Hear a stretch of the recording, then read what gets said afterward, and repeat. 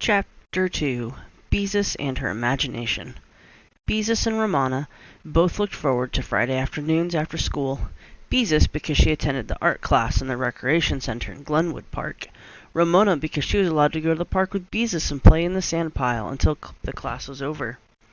This Friday, while Beezus held Ramona by the hand and waited for the traffic light to change from red to green, she thought how wonderful it would be to have an imagination like Ramona's. "Oh, you know Ramona.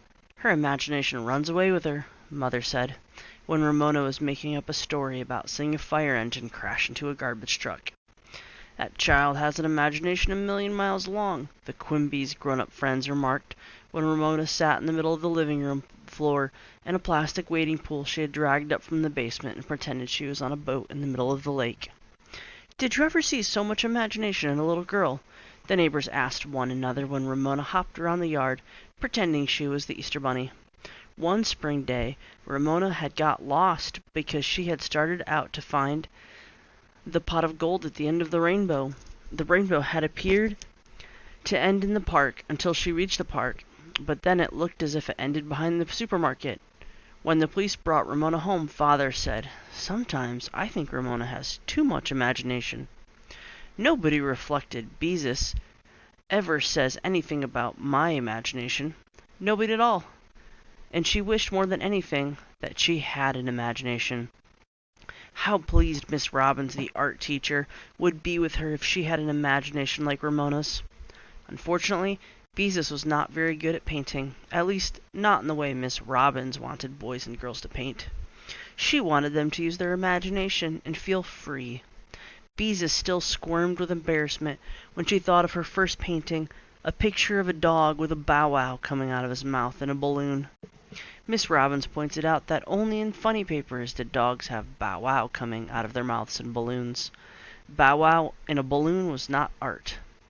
When Miss Robbins did think one of Beezus's paintings was good enough to put up on the wall, she always tacked it way down at the end, never in the center.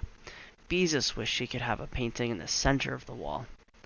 "Hurry up, Ramona," Beezus coaxed. Then she noticed her sister was dragging a string along behind her. "Oh, Ramona," she protested. "Why did you have to bring Ralph with you?" Ralph was an imaginary green lizard Ramona liked to pretend she was leading by a string. "I love Ralph," said Ramona firmly, "and Ralph likes to go to the park." Beezus knew it was easier to pretend along with Ramona than to make her stop.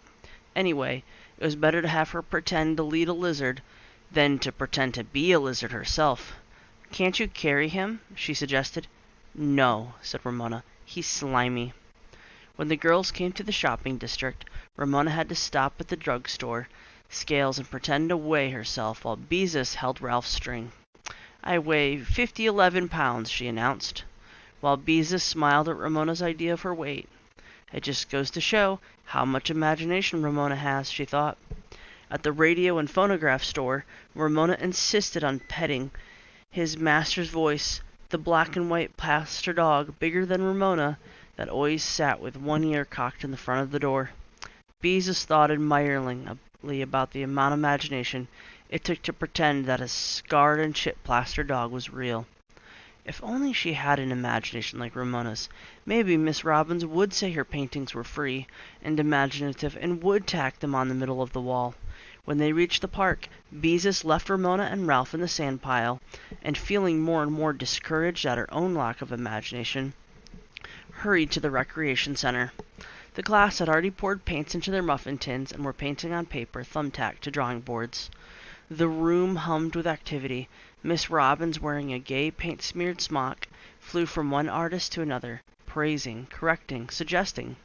Beezus waited until Miss Robbins finished explaining to a boy that he should not outline a mouth with black paint. Her mouth wasn't outlined in black, was it? Then Beezus said, "I'm sorry I'm late, Miss Robbins." She stared in fascination at Miss Robbins' earrings. They came almost to her shoulders and were made of silver wire, twisted and bent into interesting shapes.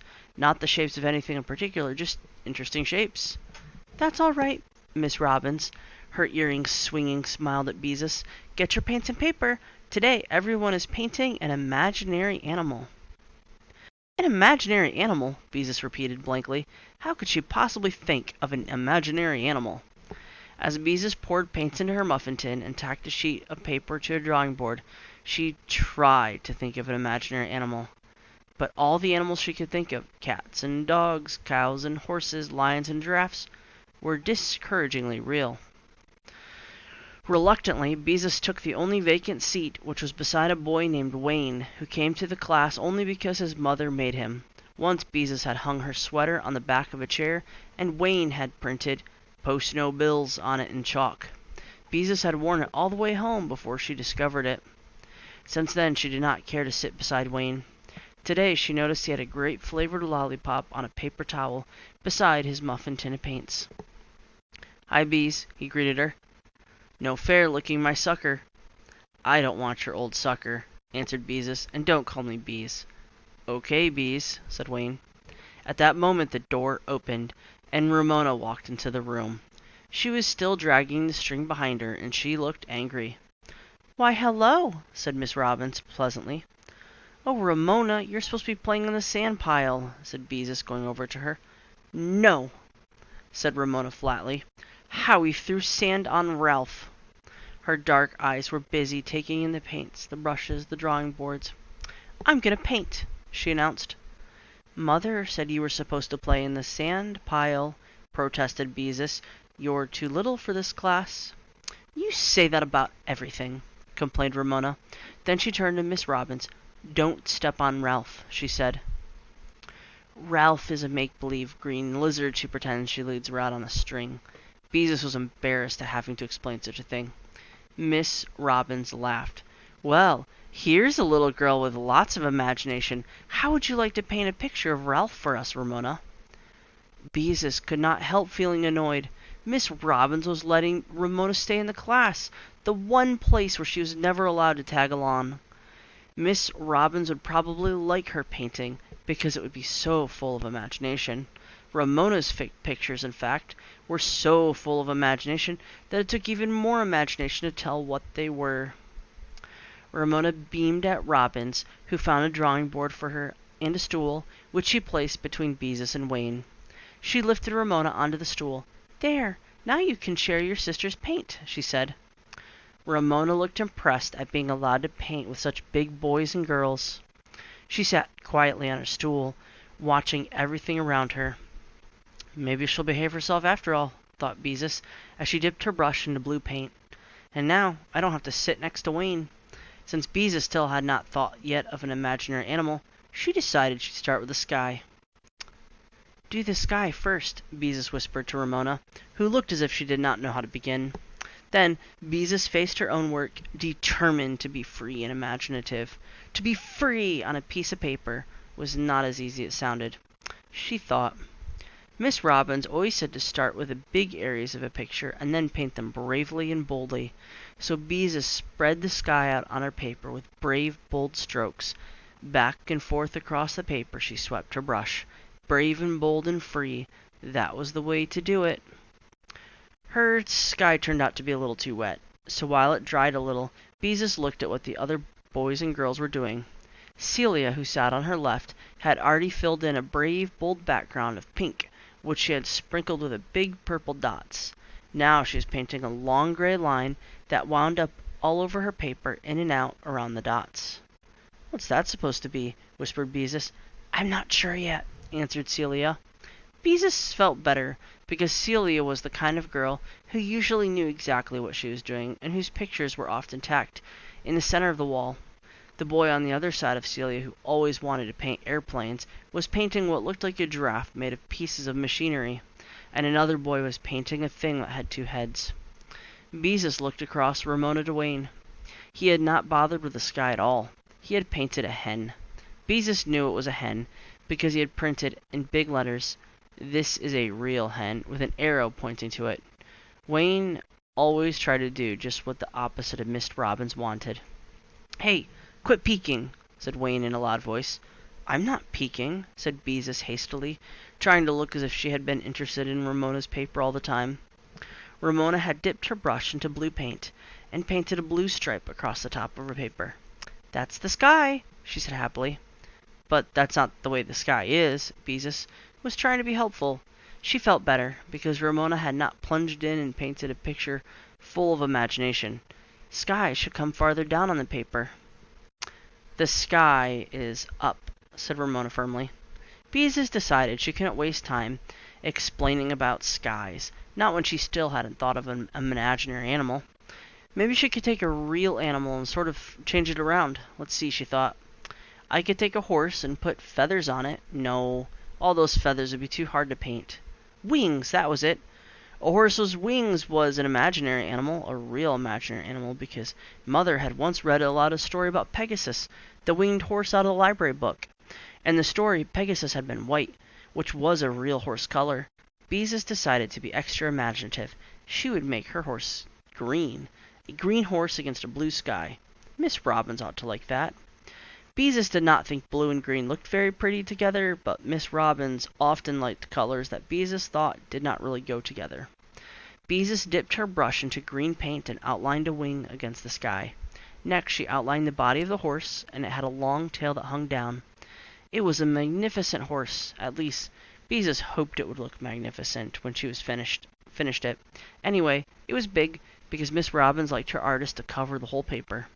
Quickly and neatly, Beezus filled in the outline of the horse, because Miss Robins, who was looking at Cecilia's picture, would look at hers next. Somehow, the horse was not exactly what Beezus had in her mind's eye, but even so, compared to whatever Celia was painting, a green horse with wings was really a very good imaginary animal. And, except for a few soggy places in the sky, her work was much neater than Celia's. Beezus waited for Miss Robins to point this out. Instead, Miss Robins said, "Celia, your picture is a work to be proud of. It's a difficult thing to get as free as this." Then Miss Robins moved on to Beezus, her long earrings swinging forward as she leaned over the drawing board. Beezus waited anxiously. Maybe her picture wasn't so good after all. If Miss Robins liked a gray line winding about around a lot of purple dots, maybe she wouldn't like a flying horse. Maybe she liked things with no special shape, like those earrings. "You have a good sky, even if it is a little wet," said Miss Robins. Beezus was disappointed. Anybody could have a good sky. Miss Robins continued to study the picture. "Try to think about how a horse would look if it were really flying." Beezus tried to think. "What about the tail?" asked Miss Robins. "Wouldn't the tail fly out behind it instead of hanging down?" "Especially if the wind blew real hard," said Wayne. "Can't you make the horse look rounder?" asked Miss Robins. "Think how a horse looks with the sun shining on him. Part of him would be in shadow." "Not that horse," said Wayne. "She just copied off of Mobiglia's billboard, only she made it green instead of red." "I did not," said Beezus indignantly. Then she stared at her painting again. Now that Wayne pointed it out, she could see her horse did look a lot like the one on Mobiglia's billboard at the service station where her father bought gasoline. He was a flat, cardboard horse, not a magnificent horse at all. Her horse wasn't even as good as the horse on the billboard, because instead of flying tail, he had a tail that hung down like a mop. "All right, Wayne," said Miss Robins. "I'm sure Beezus did not mean to copy anything from a billboard." "No, I didn't," said Beezus mournfully. "I was only trying to change a real animal around to make it imaginary. But I just don't have an imagination is all." "Well, why, Beezus, of course you have an imagination." Miss Robins sounded shocked at the idea of anyone's not having an imagination. "My little sister has lots of imagination," said Beezus. "Everybody says so." Miss Robins smiled reassuringly. "That doesn't mean that you don't have any. I think your trouble is that you work too hard. You don't have to be so neat. Why don't you just start another painting and just try to have a good time with your paints?" Beezus looked uncertain. It was a nice change to have a grown-up to tell her she didn't have to be neat, but she didn't understand how she could paint a good picture unless she worked at it. If only she had some imagination like Ramona. But no, Miss Robins said everybody had an imagination. Well, if she had an imagination, where was it? Why wasn't it helping her with her imaginary animal? All she could think of was that cardboard horse on the billboard. Beezus glanced at Ramona, who had been surprisingly quiet for a long time. to see how she was coming along with her picture of Ralph. Except for the stripe of sky at the top, Ramona's paper was blank. Now she dipped her brush in yellow paint, divided the hairs of the brush into 3 tufts, and pressed them on the paper, leaving a mark like the track of a bird. "That's not how you use a paintbrush," said Beezus. "Besides, you're getting paint on your fingers." "Look! Ralph's feet marks!" exclaimed Ramona, paying no attention to Beezus. "You mean footprints," corrected Beezus. "Now go on and paint the rest of Ralph." "Feet marks," said Ramona stubbornly, making more footprints across the paper. "And I can't paint him, because he's pretend." "Oh, well," thought Beezus, "maybe making footprints isn't good for the brush, but it keeps her quiet." She dabbed her own brush into green paint and tried to stir up her imagination. She felt a little encouraged because Ramona was having trouble too.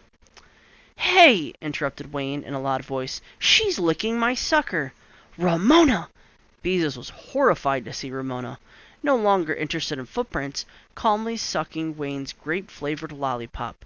"Ramona, put that down this instant! You're not supposed to lick other people's suckers!" "You give me that!" Wayne made a grab for his lollipop. "No!" screamed Ramona, trying to hold it out of his reach. "I want it!" "Ramona, give it to him," ordered Beezus. "It's all germy." "You mean she's getting germs on it," said Wayne. "Give it to me." The rest of the class stopped painting to watch. Wayne made another grab for his lollipop. This time he grabbed Ramona by the wrist. "Let go of her," said Beezus angrily. Ramona howled as Wayne tried to pry her fingers loose from the lollipop stick. He knocked against his muffin tin, which flipped into the air, splattering paint all over the table, the drawing boards, and the floor. Ramona was splashed with red and yellow paint. Blue and green ran down Wayne's jeans onto his sneakers. A pool of brown paint dripped off the table onto the floor. "Now, see what you did?" said Wayne, after he pried his sucker out of Ramona's fist. "See what you did," contradicted Beezus, "picking on my little sister like that." She had picked up the paper towel the sucker had been resting on and began to wipe the spatters off Ramona, who continued to howl. "Boys and girls," Miss Robbins raised her voice, "let's be quiet. When the room is quiet, I know you are thinking. Lots of people don't know you have to think while you paint." Then she turned to Wayne. "All right, Wayne, you may get a damp cloth and wipe up the paint." "I'm sorry, Miss Robbins," said Beezus. "I want the sucker!" screamed Ramona. Suddenly, Beezus decided she had had enough. This art class was supposed to be the one place where Ramona was not supposed to be. She was supposed to play in the sand pile. Mother had said so. She was not supposed to upset the class and spoil everything with one of her tantrums. Beezus made up her mind she was going to do something about that right now, though she didn't know what. "Ramona, stop that this instant," Beezus ordered. "Go out and play in the sand pile, where you belong, or I'll... Frantically, Beezus tried to think of what she could do. Then she had an inspiration. "Or I'll tickle you," she finished. "I guess I do have some imagination after all," she thought triumphantly. Instantly, Ramona stopped crying. She hugged herself and stared at Beezus. "Don't tickle, Beezus," she begged. "Please don't tickle." "Then go out and play in the sand pile like Mother says you're supposed to," said Beezus. "Don't tickle!" shrieked Ramona as she scrambled down from her stool and ran out the door. Well, thought Beezus, it worked. It really worked. Feeling suddenly light-hearted, she tacked a fresh sheet of paper on her drawing board and sat staring at it. Maybe Ramona didn't have so much imagination after all. If she couldn't draw a picture of an imaginary green lizard, well, if Ramona couldn't paint a picture of Ralph, she could. Ramona was not the only one in the family with imagination, so there. Beezus seized her brush and painted in another sky with bold free strokes. Then she dipped her brush into green paint and started to outline a lizard on her paper. Let's see. What did a lizard look like? She could not remember. It didn't matter much, anyway, not for an imaginary animal. She had started the lizard with such brave, bold strokes that it took up most of the paper and looked more like a dragon.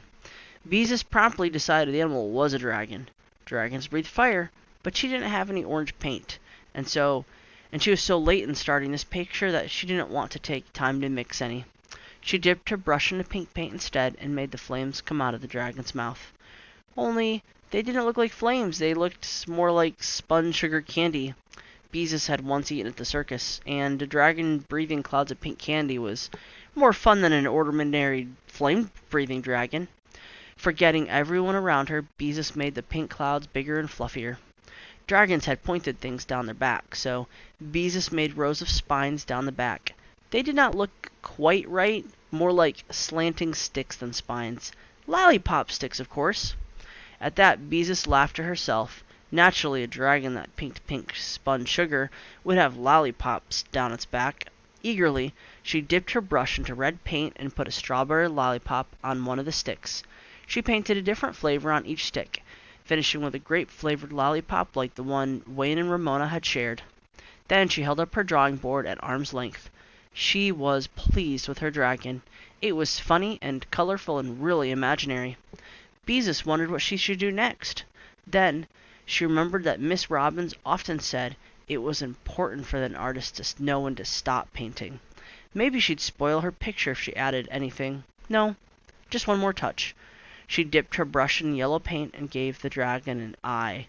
A yellow drop eye. There. Her imaginary animal was finished. By that time it was 4:30, and most of the boys and girls had put away their drawing boards and washed their muffin tins. Several mothers who had come for their children were wandering around the room, looking at the painting. "Those who have finished, wash your hands clean," said Miss Robbins. "And I mean clean." Then she came across the room to Beezus. "Why, Beezus!" she exclaimed. "This is a picture to be proud of. I didn't know whether a dragon should have lollipops down his back or not, but they were fun to paint," said Beezus. "Of course he can have lollipops down his back. It's a splendid idea. After all, no one has ever seen a dragon, so no one knows how one should look." Miss Robbins turned to several of the mothers and said, with admiration in her voice, "Here's a girl with real imagination." Beezus smiled modestly at her toes, while the mothers admired her picture. "We'll tack this in the very center of the wall for next week's classes to see," said Miss Robbins.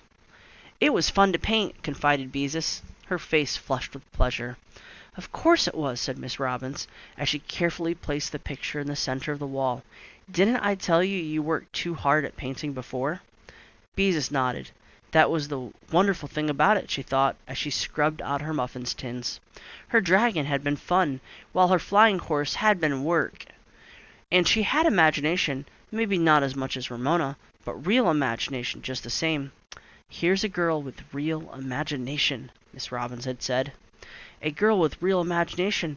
A girl with real imagination," Beezus thought as she left the building and ran across the park to Ramona at the sand pile.